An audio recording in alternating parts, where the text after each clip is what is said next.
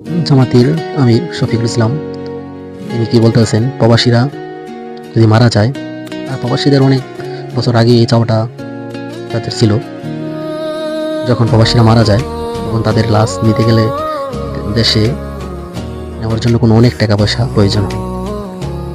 জামাতে যদি ক্ষমতা আসে, ইনশাল্লাহ তারা শফিকুল ইসলাম জামাতের আমির তিনি বলছেন প্রবাসীদের লাশ বিনা টাকায় বাংলাদেশে নিয়ে আসবে। প্রবাসীদের জন্য অনেক সুবিধা দিবে। ইনশাল্লাহ দাঁড়িপাল্লার জয় হবে, দোয়া করি দাঁড়িপাল্লায় বিজয় হবে। তো কেউ যদি বিদেশের মাটিতে ইন্তেকাল করে, তার লাশ রাষ্ট্রীয় দায়িত্বের সম্মানের সাথে বিনা পয়সায় দেশে আনা হবে। এই রিমিটেন্স যোদ্ধারা অনেকে জীবনের সব শক্তি ক্ষয় করে যখন দেশে ফিরে, তখন আবার চোখে অন্ধকার দেখে। আমরা তাদের জন্য ইনশাআল্লাহ সোশ্যাল রিভলভিং ফান্ড করব।